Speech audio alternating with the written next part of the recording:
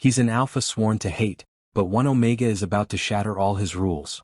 When danger and desire collide, will they survive, or be consumed by forbidden love? Subscribe, like, and comment if you love intense slow-burn BL romances. The night burned red with fire and gunmetal. Commander Rylan Kane stood amid the ruins of the rebel outpost, smoke curling through the darkness like ghosts that refused to die. The acrid scent of gunpowder stung his nose, mingling with the faint metallic tang of blood. Around him, soldiers moved in disciplined formation, efficient, cold, unflinching. Just the way he trained them to be. Sector secured, Commander, his lieutenant reported, snapping a salute. All rebels neutralized or detained. Rylan gave a short nod. Good. Bring the captives to the main tent. I want identification and medical checks done by dawn. He turned toward what remained of the command shack, a half-collapsed structure still burning at the edges. That was where the rebel signal had come from. He expected to find encrypted data drives, weapons, or the usual propaganda leaflets. What he didn't expect was the scent. It hit him like static down his spine, sweet, wild, and raw. His instincts flared before his reason caught up. Omega. Sir? The lieutenant frowned as Rylan's gaze sharpened toward the corner of the debris. Leave it. I'll handle the rest. His voice was low, steady, commanding enough to cut through protest. Rylan moved through the ash and shadows, boots crunching over glass and dirt. Behind a toppled metal cabinet, half buried under debris, someone was breathing raggedly. When he crouched down, his flashlight fell on a young man, filthy, blood-streaked, but unmistakably beautiful in a ruined kind of way. The Omega blinked against the light, eyes a piercing shade of gray-green that held a storm's defiance. His lips were split, his wrists bound with frayed restraints. Yet even on his knees, he radiated the kind of presence that refused to be small. Rylan's chest tightened. He hadn't seen an unregistered Omega in years, not one still this unbroken. Name, Rylan said, his voice clipped. The Omega coughed, a low, bitter sound. You're the one with the gun, Alpha. Shouldn't you already know? Rylan's jaw flexed. The defiance was unexpected. Most Omegas lowered their eyes, pleaded, or stayed silent. This one, this Elvis, looked straight at him as if daring him to pull the trigger. He didn't even know why the name crossed his mind, it just fit. Stand up, Rylan ordered. Elvis didn't move. Can't. My legs? He winced as he tried to shift, and Rylan saw the blood pooling beneath his thigh. A gunshot wound, maybe. Too much blood to ignore. Logic said to leave him. Protocol demanded it. But instinct, primitive, magnetic, refused. Rylan holstered his gun and bent down. You're lucky I don't let you bleed out. Don't do me any favors, Elvis hissed, eyes narrowing. Rylan ignored him and hooked an arm beneath his shoulders, hauling him to his feet. The Omega trembled but didn't cry out. There was strength there, buried under the pain. A strength Rylan almost respected. Almost. When they emerged from the rubble, soldiers turned to stare. Rylan's grip on Elvis tightened automatically, possessive in a way he couldn't explain. Commander, the lieutenant said cautiously. Orders were to eliminate any rebel Omegas. They're considered valuable, Rylan cut in coldly. Intelligence might need him. He's mine for interrogation. The lieutenant hesitated, then saluted. Understood, sir. As they moved toward the base camp, Elvis muttered, So that's it? You saved me to torture me later? Rylan didn't reply. He couldn't. The Omega's voice, rough but steady, seeped under his skin in a way he wasn't prepared for. Every breath Elvis took carried that intoxicating scent of rebellion and heat. By the time they reached the medical tent, Rylan's pulse had doubled. He dropped Elvis onto the cot, motioning for the medic to patch him up. Minimal painkillers, Rylan ordered. We need him conscious. Elvis turned his head toward him, eyes heavy with contempt. You alphas love control, don't you? Rylan leaned in, his shadow falling over him. Control keeps the world from burning. Elvis smiled faintly, blood at the corner of his mouth. Looks like it's already burning. That smile shouldn't have made Rylan's chest feel tight. It shouldn't have made him want to reach out, to touch, to... He straightened abruptly and turned away. When he's stable, move him to the isolation cell. Hours later, long after the camp fell quiet, Rylan found himself outside the isolation wing, staring at the reinforced door that held the Omega inside. He told himself he was coming to check security. But that was a lie. His boots made no sound on the metal floor as he approached. Through the narrow glass window, he could see Elvis sitting upright on the cot, staring at the wall. The faint light carved the shape of his jaw, the curve of his throat. Rylan swallowed hard. He wasn't supposed to feel anything. Not for him. Not for any Omega. He unlocked the door and stepped inside. Elvis didn't turn. Come to finish the job? No, Rylan's tone was flat. I came to talk. Interrogate, you mean? Talk, Rylan repeated, taking a seat across from him. Who are you really and what were you doing in that camp? Elvis finally faced him. There was a faint smirk on his lips, though his eyes stayed unreadable. Would it change anything if I told you? You already think I'm the enemy. You are the enemy, Rylan said, though the words felt thin. Elvis tilted his head slightly. Then why did you save me? The question cut through the air like a blade. Rylan's throat went dry. He didn't have an answer. I don't know, he said quietly. Maybe I thought you had information worth more alive than dead. Elvis leaned forward, his scent shifting, warm, sharp, unsettling. Or maybe you didn't want to watch me die. Rylan's breath caught. For a heartbeat, the air between them seemed to thicken, charged with something raw. Then Rylan pushed to his feet. You're delusional. Maybe, Elvis murmured.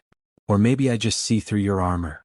Rylan turned sharply and left, the sound of Elvis's quiet laughter following him down the corridor. That night, sleep refused to come. Rylan lay on his bunk, staring at the ceiling while every nerve in his body buzzed with unwanted awareness. He could still smell Elvis on his uniform, that mix of wild sweetness and danger. He tried to convince himself it was just biology, an alpha's reaction to an unbonded Omega. But deep down he knew it wasn't.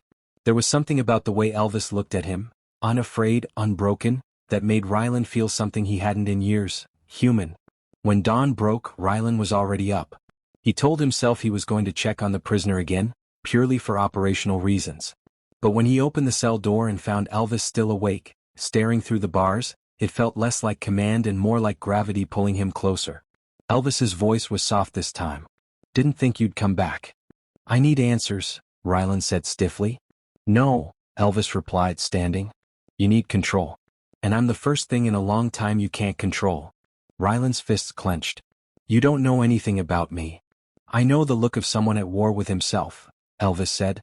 I've seen it in every alpha who ever tried to break me. Rylan's pulse hammered. You think I'm like them? I think you're trying not to be. For a long moment, silence filled the cell. Then Elvis stepped forward, the air between them crackling. You can tell yourself whatever you want, Commander. But you saved me for a reason, and I don't think it was duty. Rylan turned away, every muscle taut with restraint. You're wrong. Am I? Elvis's voice dropped, almost a whisper. Because if you really saw me as the enemy, you'd have already killed me. The truth of it hit like a blow. Rylan stepped back, breath uneven. His alpha instincts screamed at him to leave, to put distance between himself and the scent, the temptation, the chaos that was this Omega. But instead, he found himself frozen in place, staring at Elvis through the bars, the air thick enough to choke on. Finally, Rylan spoke, voice rough. Get some rest. You'll need your strength for what's coming. Elvis smiled faintly, eyes gleaming. So will you. Rylan didn't look back as he left, but the scent followed him out like a ghost, sweet, rebellious, unforgettable. That night, as he stood alone by the campfire, the memory of Elvis's gaze haunted him. He'd seen many Omegas in his life, meek, compliant, broken, but never one like this. And for the first time in years, Commander Rylan Kane, Alpha of the state military, felt his control slipping. He shouldn't want him. But he did. And deep down he already knew this Omega would be his undoing. The camp had gone still, but Rylan couldn't sleep. The hum of generators filled the silence, low and steady, but inside his chest, his heartbeat thudded like war drums. He told himself he was only walking the night perimeter, checking the guards, doing what a commander should. But when his steps brought him, again, to the corridor that led to the isolation wing, he didn't bother lying to himself anymore. He was going there because he couldn't stop thinking about him. The security lights flickered as Rylan entered the hall. The door to Elvis's cell glowed faintly blue from the surveillance monitor. He paused outside, hands clasped behind his back, posture perfectly straight, as if discipline could hide the restlessness in his body. Through the glass he saw Elvis sitting on the floor now, back against the wall, head bowed. His hair was damp from the water bucket they'd given him, strands falling over his eyes. For a moment, he looked almost peaceful, until his head lifted and those gray-green eyes met Rylan's through the glass. Rylan froze. The Omega didn't flinch, didn't look away. There was something in his gaze, tired, yes, but still sharp, still alive. Before he could stop himself, Rylan keyed in the access code and stepped inside. Elvis looked up. You really can't stay away, can you? Rylan's voice was rougher than he intended. I'm not here for you. I'm here for answers. Right? Elvis murmured, pulling his knees up to his chest. You keep saying that. He was barefoot, wrapped in a thin blanket, skin pale under the cold light. Rylan noticed the faint tremor in his fingers, the way he tried to hide the pain from his wounded leg. His instinct screamed to help, but his training told him to stay detached. He failed at both. Has the medic checked your wound? Rylan asked finally. Elvis gave a soft, humorless laugh. Concern from an Alpha commander. I should mark the date. Rylan ignored the jab. Answer the question. They bandaged it. It still hurts. His voice dropped slightly. But I've been through worse. Something about the quiet way he said it made Rylan's chest ache. You shouldn't care. Omegas were the enemy. Rebels. Manipulators. That was what the government taught him since childhood. And yet, he found himself crouching down to meet Elvis's eye level. You shouldn't be talking if you're in pain. Elvis arched a brow. You planning to fix it? Rylan hesitated, then reached for the small medical kit clipped to his belt. I can check the dressing. That's all. Elvis watched him warily but didn't move as Rylan unwrapped the old bandage. The wound was shallow but angry, red around the edges. Rylan cleaned it carefully, the scent of antiseptic mixing with something sweeter, something that tugged at the edges of his control. Elvis exhaled, wincing once. You're too gentle for a soldier. Rylan's jaw tightened. Gentleness isn't weakness. I didn't say it was. Elvis's gaze lingered on him, studying, as if he were trying to see what kind of alpha hid behind the uniform. But it's rare. Rylan looked up. Their faces were too close now. He could see every fleck of green in Elvis's eyes, the faint bruise near his temple, the slight tremble in his breath. His instincts flared, protective, possessive, but he forced them down. You shouldn't look at me like that, Rylan said quietly. Elvis tilted his head. Like what? Like you're trying to understand me. Maybe I am. Rylan pulled back, rewrapping the bandage with brisk precision. Don't waste your time. There's nothing to understand. Elvis smiled faintly. You keep telling yourself that. He said it so softly it almost wasn't a challenge, but Rylan felt it like one anyway. He stood, needing the distance. You're alive because I decided you were more useful breathing. Don't mistake that for compassion. Elvis's expression didn't change, but something flickered in his eyes. Sadness, maybe, or disappointment. And yet you came back. Rylan didn't answer. He turned toward the door, every step heavy. But before he reached it, Elvis spoke again. Do you ever get tired of pretending you don't feel anything? Rylan froze. His hand hovered over the control panel. The question wasn't shouted, wasn't even accusing, it was quiet, like a whisper meant only for him. He turned back slowly. You think you know me? I think you're scared, Elvis said softly. Not of me. Of yourself. Rylan's breath caught. He'd faced battlefields, assassins, mutinies. Nothing ever rattled him. But somehow, one wounded Omega in a cell was undoing everything he thought he was. You talk too much, Rylan said finally, voice tight. Elvis smiled, that same faint, dangerous curve. And you listen too much. Most alphas would have hit me by now. I'm not most alphas. No, Elvis said quietly. You're not. The silence that followed was thick, but not hostile. Something in it shifted, less like interrogation, more like confession. Rylan didn't know what to do with it. He took a breath. The resistance, what's their next target? Elvis's smile faded. You saved my life, fixed my leg, and now you want me to betray the people who fought for mine? This isn't a negotiation, Rylan said. Then it's pointless. Their eyes locked again, Alpha and Omega, command and defiance. But this time there was no hatred, only the sharp awareness of how thin the line between them had become. Rylan exhaled slowly. You'll stay here until I decide otherwise. Cooperate and maybe I can keep you from being transferred to Central. Elvis raised an eyebrow. And what happens there? They experiment on Omegas, Rylan said flatly. They call it research. I call it cruelty. For the first time Elvis looked shaken. And you'd stop that? For me? Rylan's throat tightened. He shouldn't answer. He didn't owe him anything. But the words came anyway. If I can. Elvis studied him for a long moment, then nodded once, slow and deliberate. Then maybe I'll consider talking. Rylan blinked. That simple? Elvis's voice softened. No. But it's a start. He leaned back against the wall, exhaustion creeping into his posture.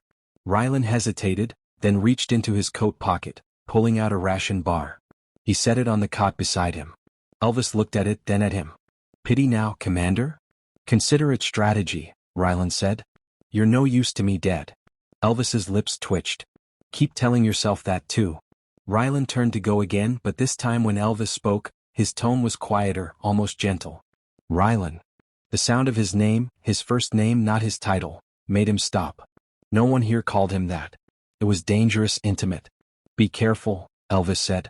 You're playing both sides even if you don't realize it yet. Rylan faced him fully. And what side are you on?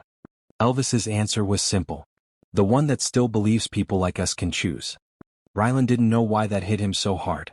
Maybe because for the first time he wanted to believe it too. He stepped closer, lowering his voice. If anyone finds out I kept you alive, then we both die, Elvis finished.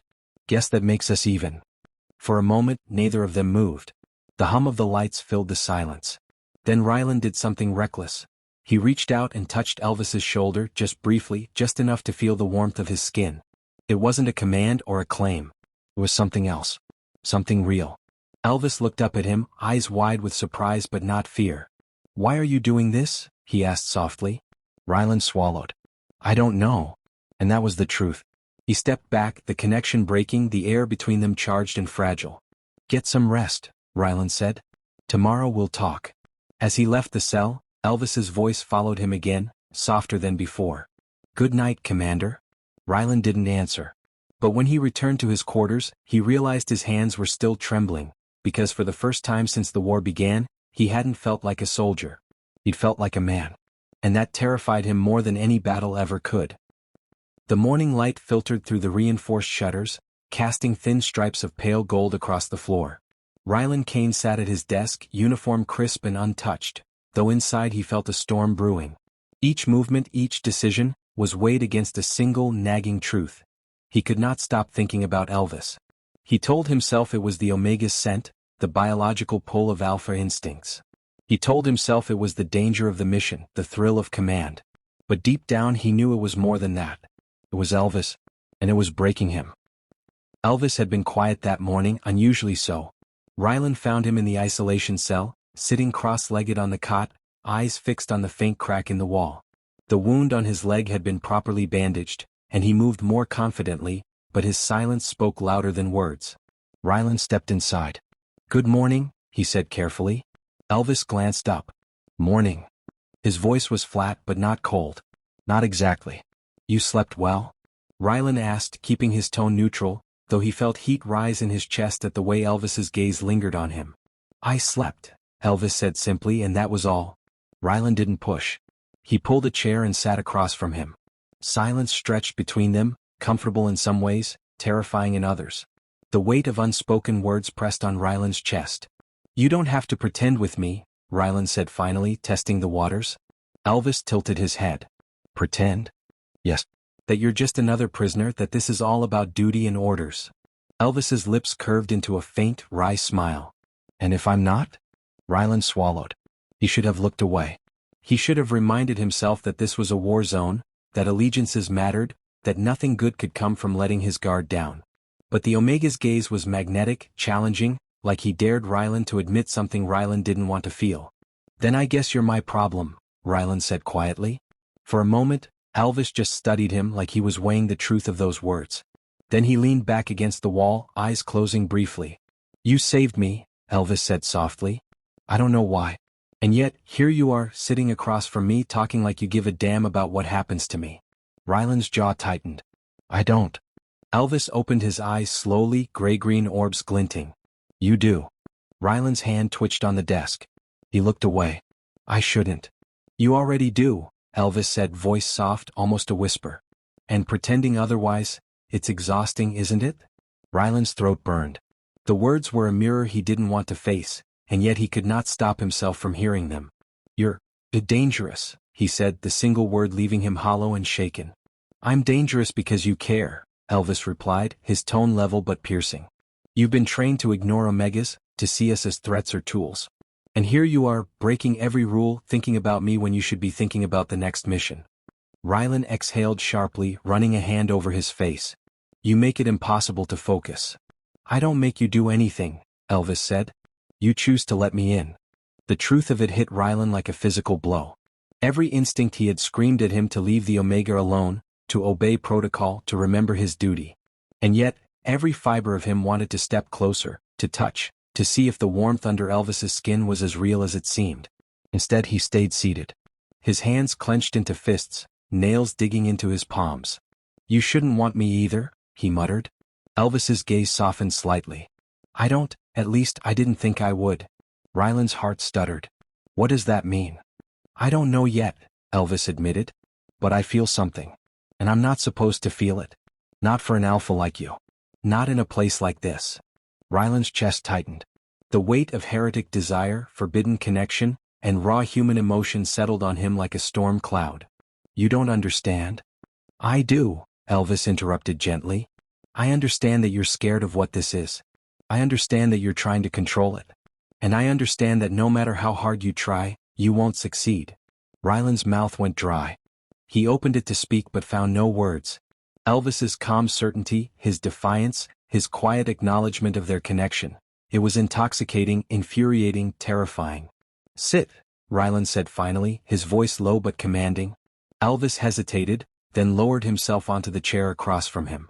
Close enough that the space between them hummed with tension, far enough that neither overstepped. Rylan's eyes flicked to Elvis's hands resting lightly on his knees. He wanted to reach out, to brush his fingers over them, to test if the warmth was real. He didn't. Not yet. Instead he spoke. Why do you fight so hard? Most Omegas would have begged for mercy, for comfort, for protection. You just stare back. Elvis's gaze was steady.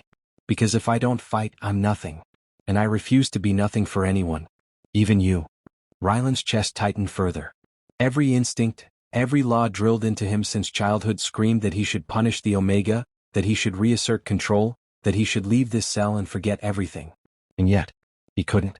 Instead, he leaned forward slightly, careful not to touch, careful not to betray himself. You shouldn't do that, he whispered. You shouldn't tempt someone like me. I wasn't trying to, Elvis said softly. I just exist. Rylan's breath hitched. He closed his eyes and for the first time in years he admitted something to himself. He wanted Elvis. Not as a prisoner, not as a tool, not as a test. He wanted him. And that realization scared him more than any enemy he'd ever faced. Elvis seemed to sense the shift. He tilted his head, letting a small, almost imperceptible smile cross his face. You're not used to wanting someone like me, he said. No, Rylan admitted, voice rough. I'm not. A long silence stretched between them, filled only with the low hum of the bass. It was charged, fragile, and yet, comforting in a way neither could admit aloud. Finally Rylan spoke again. Rest. You'll need your strength for what's coming.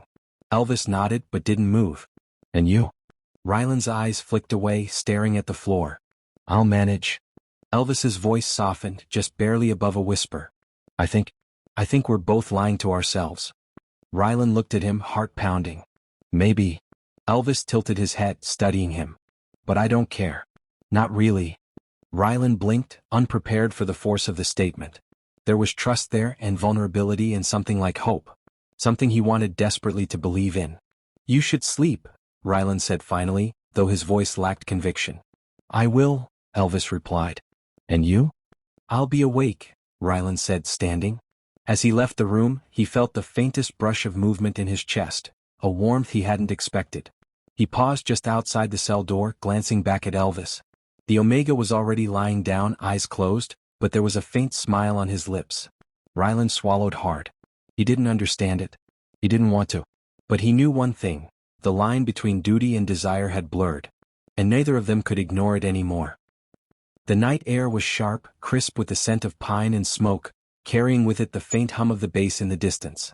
Rylan Kane moved silently through the shadows, each step calculated, controlled.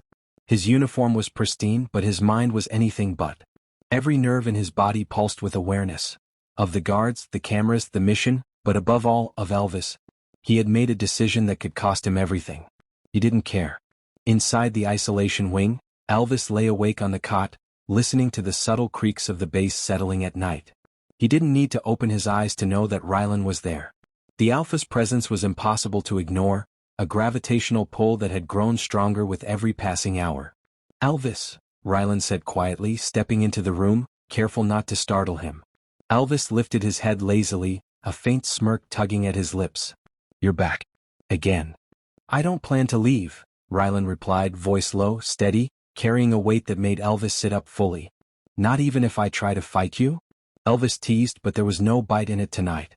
Only curiosity. Only longing. Rylan didn't answer immediately. He moved closer, stopping just within reach but not touching, letting the tension coil between them. The scent of Elvis's skin, still faintly tinged with the residual adrenaline of earlier wounds, made him acutely aware of every breath he took. "You should rest," Rylan said finally, though the sharp edge of command in his tone was softened by something warmer, something he had never allowed himself to feel before. "I will," Elvis murmured. "If you stay." Rylan's pulse quickened. His instincts screamed, threatening to betray his control, and yet he fought them. "I will." For a long moment they just looked at each other, the quiet of the night wrapping around them. Then Elvis reached out, placing a tentative hand on Rylan's forearm. It was a small gesture, but it carried trust and, more dangerously, invitation. Rylan's hand hovered above his, torn between caution and desire. He closed the distance, letting his palm brush against Elvis's. The touch was electric, a spark igniting something deep inside both of them. "Elvis?" Rylan's voice was rough, low, almost a growl of something primal. "I'm not afraid," Elvis whispered. His hand curled slightly into Rylan's, anchoring them both. "Not of you. Not of this." Rylan exhaled slowly, closing his eyes. He wanted to push all restraint aside, to claim the moment, to mark it as theirs, not as duty, not as possession, but as choice. And in that instant he did. He leaned forward, brushing his forehead against Elvis's, letting their breaths mingle. "You're mine," he said softly, "if you'll have me." Elvis smiled, leaning into the warmth of Rylan's chest. "I've been yours since the moment you saved me," he whispered, voice trembling with quiet emotion. Rylan's hands moved gently to cup Elvis's face, thumbs brushing over the high cheekbones, memorizing every line and curve. "And I've wanted you since the moment I saw you," he admitted. "Even when I told myself I shouldn't." Elvis's lips curved into a small, mischievous smile. "Good. Because I didn't plan to be ignored." The distance between them vanished. Rylan lowered his mouth to meet Elvis's in a tentative, searching kiss. At first soft, testing, tasting. Then deeper, more urgent, as the tension they had held at bay for weeks finally found release. Elvis responded, hands threading into Rylan's hair, drawing him closer. Their bodies pressed together, careful yet needy, a dance of desire tempered by respect and vulnerability. Each movement spoke of trust, of shared danger, and of a connection that neither of them had dared to admit until now. When they finally parted, foreheads resting together, breaths mingling, Rylan murmured, "I won't let anything happen to you. Not now, not ever."